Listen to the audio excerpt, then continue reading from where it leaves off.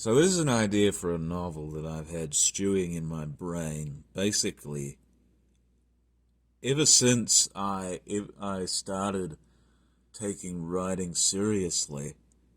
But I've never really been able to execute it fairly well, mainly because I was inexperienced and I wasn't a great writer then. And I had attained this idea from basically looking through Henry James books in my school's library. This was about 5 or 6 years ago. And one of them was called The Ivory Tower. Now, as a 17-year-old boy, I naturally would assume that this would be about the ivory trade in Africa, and it would be sort of a Heart of Darkness type of a book, or a H. Rider Haggard type of book.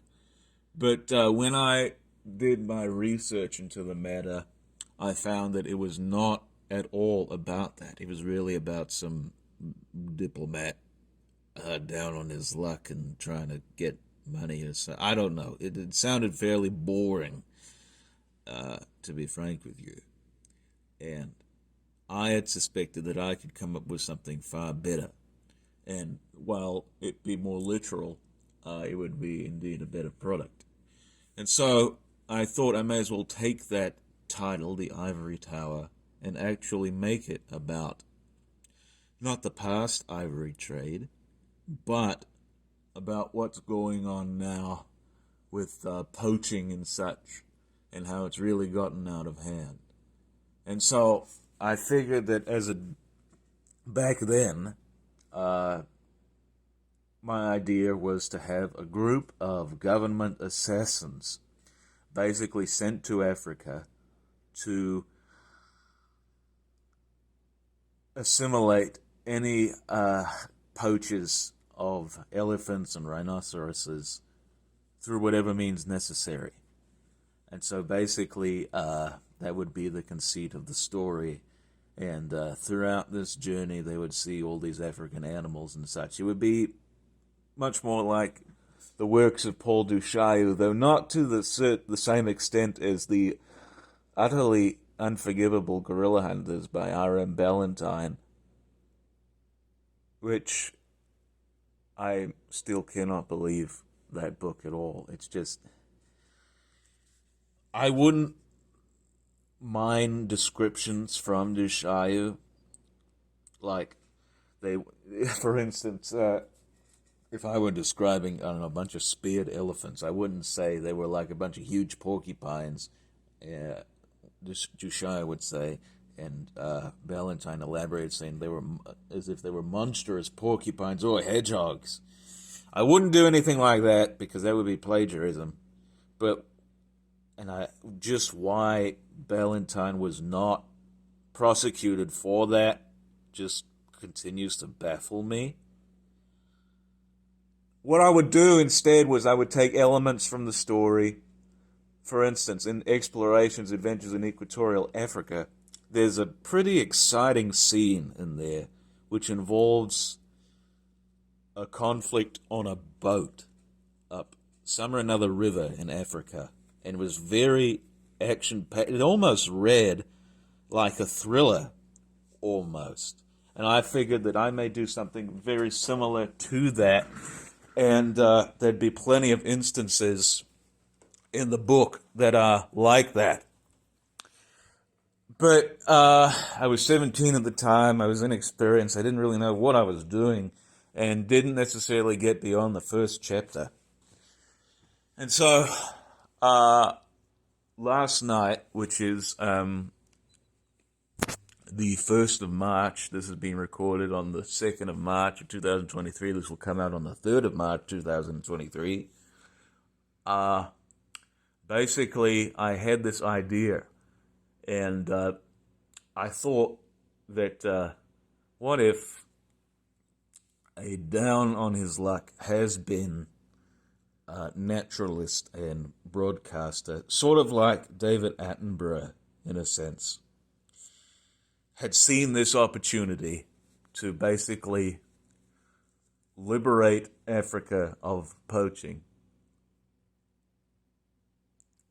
this would somehow save his career and get him back in the light again. Because previously, I didn't necessarily have a going idea as to why these people would be going down there, or my main character would be going down there, and such. And now, all of a sudden, I do. Now, as you know, I am in the process of actually writing a novel at the moment, which is completely different. The novel that I have planned, this African one, would be an adventure story. This one I'm working on right now is more of a sort of a religious tale, having a lot to do with a spiritual journey and the ramifications of that. That's actually quite a lot of what I'm reading now at the moment, and I've been reading for the past couple of years. I tend to like stories with a religious subtext to them, and now that I'm writing my own, I find that it is very fitting. But I figured that once I get through with this, which I don't plan on going past April in working on it, because in my opinion, novels are things that should be written quickly so that your subject doesn't get away from you. I suspect I've been at it for 5 months now, and I don't want to go beyond 6 or 7 months.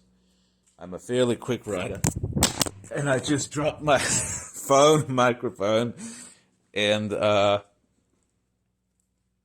think I can get this done should I have the time and the drive to do so, which, given the next couple months, I will be given plenty of time in which to work, and I will do so feverishly. But once that is done, I reckon that I may as well get a start on the Ivory Tower, and that may well be my next project. Of course, I would have to read quite a lot of old African travel logs. Obviously, all of Duchaillu. I keep dropping things. I don't know why that is. But obviously, all of Duchaillu. This book by Colonel Lieutenant J.H. Patterson, the man eaters of Savo, and basically all of Rider Haggard, in order that I may be able to get an idea as to how I'm going to format this story. And also, Ahab had suggested that I write the ultimate ape novel after having found out how disappointing Gorilla Hunters was.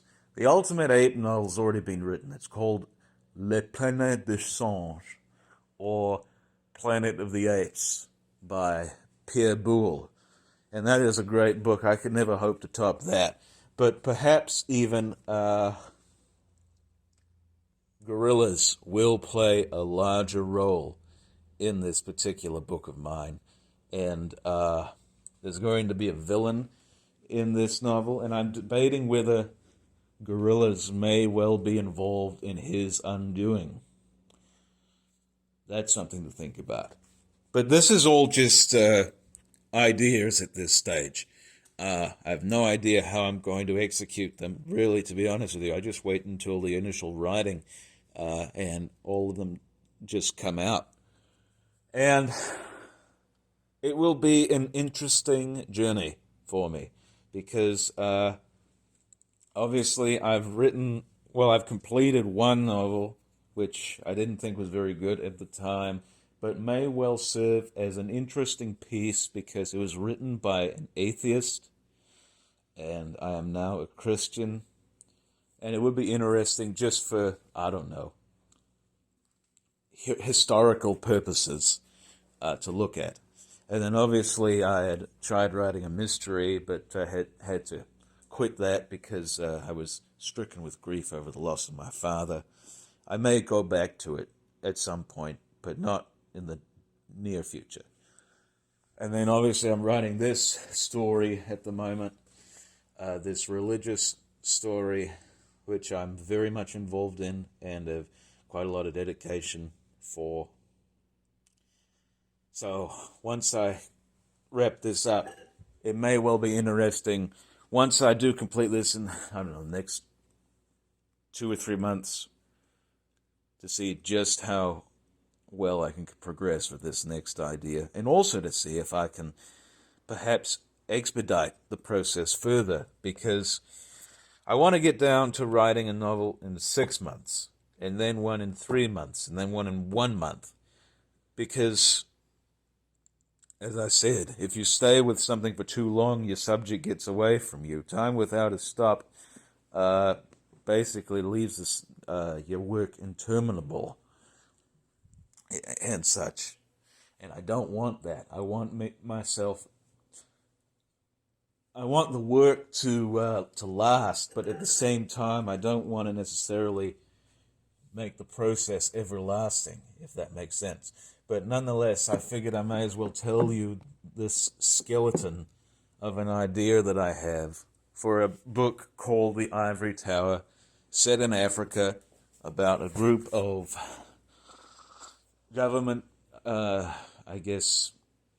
assassins, and this one naturalist trying to get his fame back or reputation back, going down there and basically doing away with poachers through whatever means necessary. And that is it. I hope you've enjoyed this video, and yes, once again, this was kind of a filler sort of video, but nonetheless, I figured I may as well do it. Since the poll from my last video seemed to be leaning towards Shelley's Frankenstein, that will be my next read. And hopefully by the following week, I will have a review of that novel up for you. And until then, I bid you a good morning, midday, afternoon, evening, midnight, whenever you plan on seeing this. And we will see you around here next week. Cheers.